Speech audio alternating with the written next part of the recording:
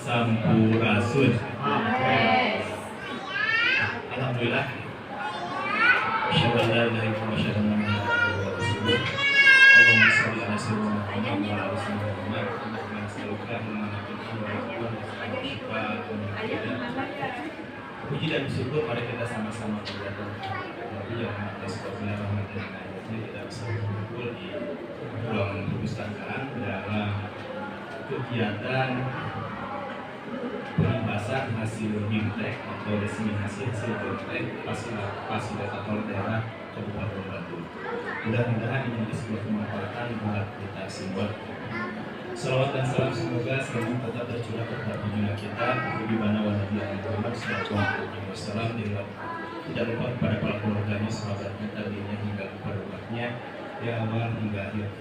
Sebelumnya saya ucapkan terima kasih kepada rekan-rekan bersama Cimdei yang ikut mensupport, ikut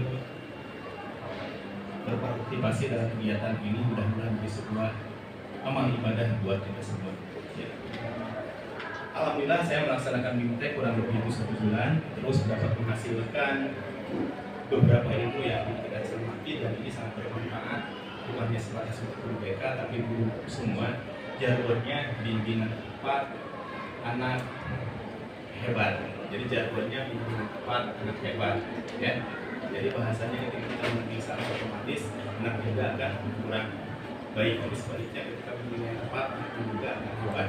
Selama BIMTEK itu seminggu untuk melaksanakannya turing dari selama 1 bulan itu menghasilkan 4 rumus yang kita perlu kita pahami, dan memang ini menjadi sebuah hal yang baik buat kita pahami. Bahkan bahasa saya wajib supaya apa, anak bisa tumbuh kembang dengan baik dan positif sesuai dengan potensi yang dimilikinya. Ya, sebelum kita dimulai, mari kita sama-sama berdoa dengan ucapan basmalah bersama-sama. Ya, supaya nggak ngantuk, kita briefingnya karena saya suka warna, ya, anak-anak saya juga semuanya namanya sebuah warna, ya. Ya, jadi saya minta tepuk tangan sebagai inspirasi ketika saya bicara kuning. Bapak-bapak ibu semua tepuk tangan 1 kali, biru 2 kali, merah 3 kali, dan hitam berhenti. Oke? Ya, supaya kita tetap tidak tegang. Kuning 1 kali, biru 2 kali, merah 3 kali, dan hitam berhenti. Oke? Ya, supaya kita tidak tegang. Oke? Ya. Kuning, biru, merah, hitam. Ya, tepuk tangan buat kita semua. Saya minta 1 kali lagi lah. Kuning, biru, kuning, hitam. Oke, saya minta Pak Firman. Sendiri karena yang salah, ya. Gimana ada konsekuensi, ya? Ya, ini melatih konsentrasi lah.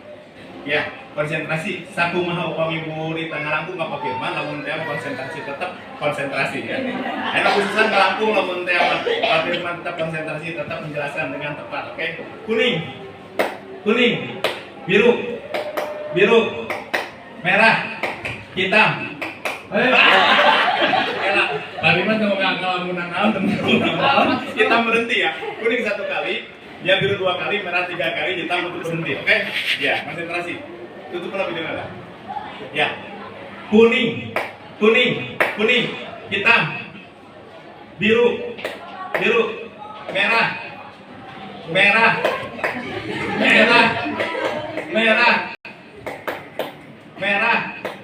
biru, hitam. Oke, tangan. Oke, ya, itu salah satu kenapa melatih konsentrasi, ya. Oke, dalam BIMTEK itu ada beberapa yang perlu kita kenali, bahkan bahasa fasilitator itu wajib untuk dijelaskan supaya kita paham bahwa kondisi anak itu seperti apa.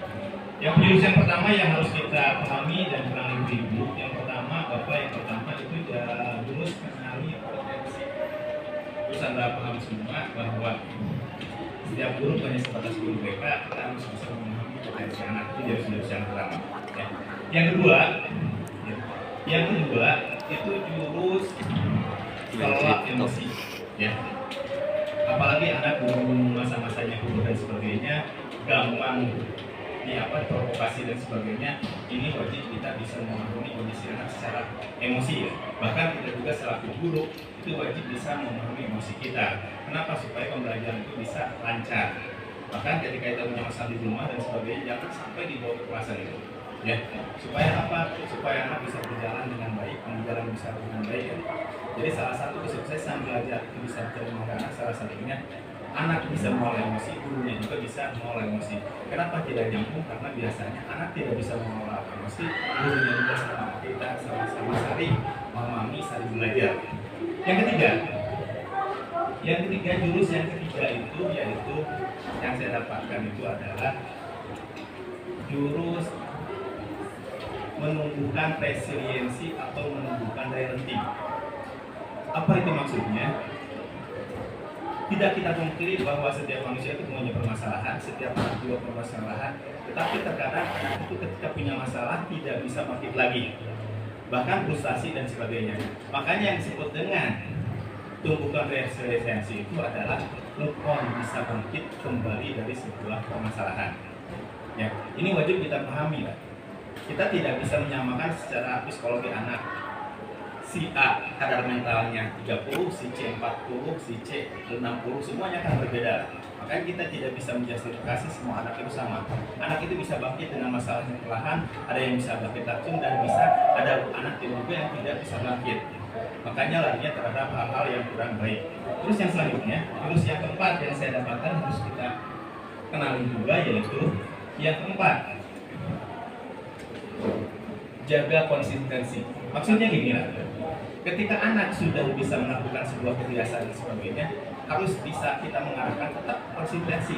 Ketika anak itu bangun jam 6 atau setengah 5 sholat subuh, berangkat ke sini jam setengah 6, masuk belajar, itu kan budaya positif. Harus kita bisa mensupport anak itu bagaimana tetap konsisten dengan kebaikannya, konsisten, ya. Salah satu konsisten mungkin salah satu sebagaimana kita bisa memberi contoh lagi. Ya, kadang anak udah bisa berlaku positif dan sebagainya, anak SMA berbeda sama SMP, sama-sama SD, kadang sok kenapa nyalahkan atau berprotes, bapak si ibu anu gitu, dengan bapak si bapak anu gitu, seperti itu tidak dipungkiri dan sebagainya. Kita harus bisa menerima apa otokritik dari anak dan sebagainya. Maka bahasa Nabi, kenapa Nabi pelajarannya sampai hari ini bisa diterima? Salah satu contohnya karena memberi sebuah nilai keteladanan itu. Terus yang selanjutnya, terus yang ke 5, jalin koneksi, ya. Jalin koneksi artinya guru satu sama lain punya potensi yang berbeda. Guru punya jaringan, guru punya teman-teman, punya kenalan sebagainya. Secara tidak langsung supaya maju pendidikan kita itu harus bisa membuat koneksi, lah. Kalau bahasa gaulnya network, ya, bisa punya jaringan sebagainya. Makanya bahasa saya, kita tidak cukup hanya memberikan pelajaran di kelas, tapi kita harus bisa menciptakan bagaimana anak itu menciptakan sebuah network dengan jaringan yang kita punya. Ya. Contoh, anak itu punya kemampuan di bidang komunikasi dan sebagainya. Terus kita punya hubungan dengan departemen apa dan sebagainya. Anak itu kan bisa disalurkan. Contoh kasus kan, dulu ada ketua OSIS 2 tahun ke belakang ke depan, karena punya komunikasinya bagus dan sebagainya. Saya punya hubungan dengan departemen yang digabung itu, ya akhirnya kan saya hubungkan agar itu, ya alhamdulillah sekarang bisa jadi pegawai seperti itu. Jadi bahasa saya bahwa salah satu mungkin tanggung jawab guru bukan sebatas mengajar, tapi bukan minimal itu alangkah baiknya bisa mengarahkan seperti itu. Ya, kita jangan salah, jangan sulit dengan ilmu, kita jangan sulit dengan jaringan. Yakin bahwa kebaikan ketika ya kita yang berikan, Tuhan akan memberikan kebaikan. Yang selanjutnya yang keenam yaitu kolaborasi. Ya. Dalam menghadapi anak secara tidak langsung, kita tidak bisa sendiri menghadapi anak. Ada yang bisa diselesaikan dengan hanya sebatas wali kelas, itu bisa. Ada yang hanya sebatas contoh seperti absen 2 hari dan sebagainya, kita bisa ngobrol dan sebagainya. Yang kedua, ada yang bisa dilaksanakan atau diselesaikan dengan orang lain, bisa dengan PK, bisa dengan guru, walaupun kesiswaan. Ya. Ada beberapa masalah yang bisa diselesaikan dengan sendiri, ada juga beberapa masalah yang bisa diselesaikan dengan beberapa pihak. Makanya setiap guru itu wajib menciptakan sebuah nilai kolaborasi. Kenapa? Supaya nilainya maksimal. Ya. Contoh seperti begini. Kalau di BK ketika anak itu punya masalah dengan orang tuanya, masalah jurusan. Anaknya itu pingin ke kedokteran, terus ibunya pingin ke jurusan guru, itu kan masalah. Apa guru bisa menyelesaikan sendiri? Guru BK bisa juga, tapi alangkah lebih baiknya ketika guru itu melakukan kolaborasi. Caranya mungkin guru BK bisa memanggil wali kelasnya, melihat nilai akademiknya dan sebagainya. Terus guru BK bisa berhubungan dengan guru-guru mata pelajaran yang nilainya gede. Contohnya anaknya ingin kedokteran, ibunya ingin mengarahkan guru. Dipanggil guru-guru yang memang berhubungan dengan nilai-nilai yang berhubungan dengan kedokteran. Contoh, gurunya dipanggil, guru biologi dipanggil, guru fisika dipanggil, guru matematika dipanggil. Ya. Terus mungkin guru yang sosialnya, akhirnya di sana dijelaskan, nanti ditanya, Bu, nilai biologinya berapa? Bu, nilai fisikanya berapa? Ternyata nilai X1 itu lebih gede daripada nilai sosial, maka secara tidak langsung kita bisa menginformasikan terhadap orang tua. Bu, ini kenapa kalau diarahkan ke guru ini kurang cocok? Kenapa? Ternyata nilai sosialnya kurang baik, itu lebih baik anak diarahkan ke dokter seperti itu. Oke. Yang ketujuh itu yaitu mengatasi situasi. Mengatasi situasi itu maksudnya bagaimana menciptakan kelas nyaman, bagaimana menciptakan sekolah ramah dan sebagainya, itu mengatasi situasi. Tidak dipungkiri bahwa tumbuh kembangnya anak baik secara mental, secara psikologi ataupun secara fisik itu dipengaruhi oleh lingkungannya. Kalau lingkungannya berancaman, banyak dan sebagainya, secara tidak langsung anak itu secara psikologi akan terprovokasi. Makanya kewajiban guru bagaimana menciptakan sebuah nilai pembelajaran yang nyaman, tenang, anak antusias, anak nyaman, anak jauh dari hal-hal provokasi, anak jauh dari hal-hal intimidasi dan sebagainya. Kenapa? Karena zaman sekarang itu beda seperti zaman yang dulu. Ya. Maka bahasa saya mengenali, didiklah anak sesuai zamannya. Gitu. Kita tidak bisa memaksa anak seperti dulu sama. Bahkan bahasa Pak Kaseto, jangan harap bahwa anak zaman Z, zaman now ini anak penerus, anak semuanya enggak. Untuk zaman sekarang, hampir semua anak itu pemberontak. Kita nggak bisa untuk anak penerus seperti ini, karena zamannya beda. Ya.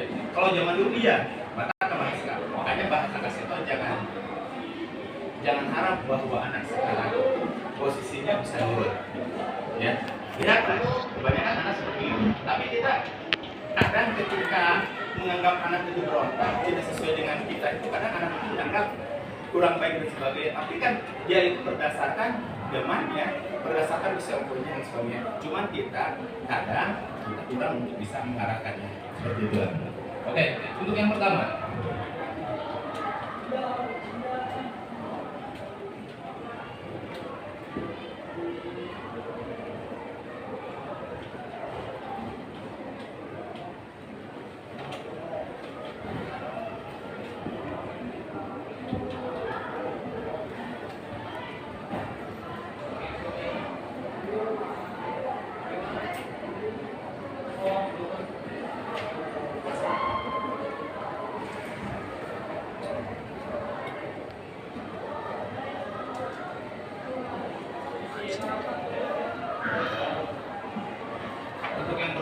Yaitu kewajiban guru kita bisa memahami segala potensi anak. Makanya dalam tulisan pertama kita dengan mengenali potensi anak. Siapapun gurunya, mau guru BK, guru bahasa dan sebagainya, bahasa saya mungkin wajib mengenali potensi anak. Kenapa? Supaya anak itu bisa tumbuh kembang sesuai dengan zamannya, sesuai dengan minat dan bakatnya, sehingga ketika nanti dia menjadi orang yang benar-benar sesuai dengan profesinya, dengan minatnya, sesuai dengan bakatnya. Oke. Nah, seperti proses ini seorang guru, ya, ada beberapa jenis hewan dan sebagainya. Ketika semua dianggap sama, tidak mungkin kan? Ya tidak mungkin sama. Gajah punya potensi yang lain, punya potensi yang lain, dan sebagainya. Anak kita juga seperti itulah. Anak itu ada yang berpotensi A, B, C, D, C, dan D. Makanya tidak bisa menjustifikasi ketika anak itu nilai matematikanya jelek, kita tidak bisa menjustifikasi anak itu bodoh. Apakah betul ketika anak itu nilai matematikanya 2, fisikanya 2 itu kita bisa menganggap bodoh? Enggak. Kenapa? Mungkin dia punya nilai lain lebih di bidang yang lain. Kenapa? Bahkan agama juga seperti itulah. Wa ma khalaqtul jinna wa ma khalaqtul jinna wal insa bahasa teh. Naon teh bahasa agama teh bahwa Tuhan itu diciptakan manusia sebagai makhluk yang sempurna. Di ahsani takwim kalau bahasa agama seperti itulah. Biasa takwim gitu ya. Ya, jadi saya lagi ya. Jadi saya lagi salah satu yang terberat itu saat saya nanti bagaimana kita membuat kita sabar mendidik anak. Oke, ini gambaran ya. Dalam potensi manusia itu ada yang disebut dengan kecerdasan majemuk ya, kecerdasan majemuk atau kalau bahasa kerennya itu multiple intelligence. Tuhan itu maha adil, Tuhan itu menciptakan manusia dengan segala potensinya, Tuhan itu menciptakan manusia dengan segala bentuk bakatnya, bahkan Tuhan itu menciptakan dengan potensinya, dengan rezekinya. Rezeki tidak datang dengan sendiri, tapi berdasarkan pekerjaannya, berdasarkan potensinya. Maka Tuhan itu menciptakan sebuah kecerdasan manusia. Di dalam manusia itu ada yang disebut dengan kecerdasan majemuk atau kecerdasan multiple intelligence. Apa itu kecerdasan?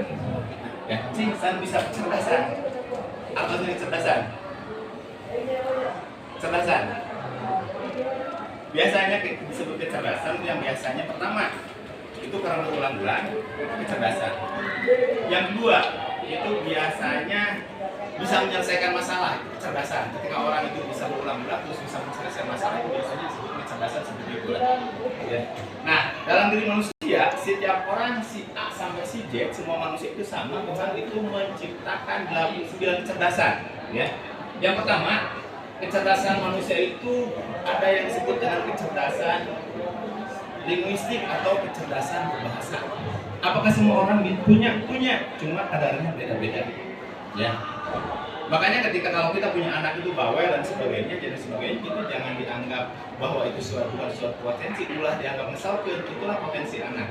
Ya. Ada yang disebut kecerdasan linguistik atau kecerdasan berbahasa. Makanya kalau dikembangkan, orang yang punya kecerdasan berbahasa itu bisa jadi orator, bisa jadi diplomat, bisa jadi pengacara, bisa jadi public relation dan sebagainya. Ya. Yang pertama, jadi sekali lagi Tuhan menciptakan dalam diri manusia itu yang disebut dengan kecerdasan linguistik atau kecerdasan berbahasa. Cuman kadarnya akan beda-beda. Mungkin kecerdasan linguistik Busli Ulisna akan lebih daripada kecerdasan gurita, atau sebaliknya kecerdasan gurita secara linguistik akan lebih daripada hukum. Ya, seperti itu.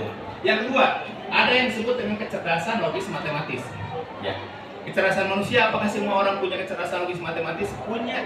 Cuman kadarnya akan beda-beda. Ya. Akan beda-beda. Si A nilai matematikanya 40, si C 60, si D 90. Kan beda kan? Tapi ketika anak itu nilai matematikanya 30, kita tidak bisa menjustifikasi bahwa anak itu bodoh. Nggak bisa. Mungkin kecerdasan linguistiknya lebih tinggi.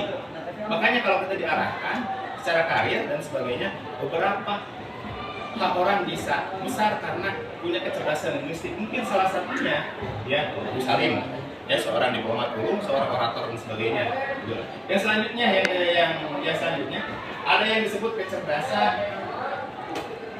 interpersonal. Interpersonal ada kecerdasan orang yang bisa memahami dirinya sendiri, ya.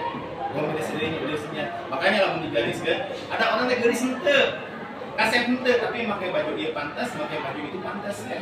Makanya kalau diarahkan, anak itu bisa menjadi seorang pragawati, bisa jadi seorang model, bisa jadi seorang murung dan sebagainya, semuanya bisa bergaul dan sebagainya.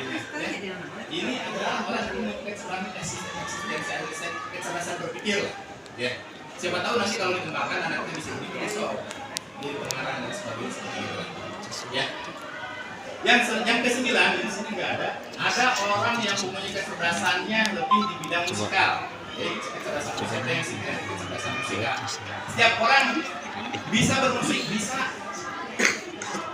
Siapa yang tidak bermusik bisa. Pak Firman bisa, Pak Asep bisa, Pak Kiki bisa. Nah, persoalan yang gunakan yang bergunakan. Tatalu bisa, kita musik. Cuma yang sesuai dengan irama itu, ya kan itulah. Jelek budak teh dina disikap goreng dina bahasa Indonesia goreng contohnya nilainya pas-pasan tapi dia teh pinter ngegitar.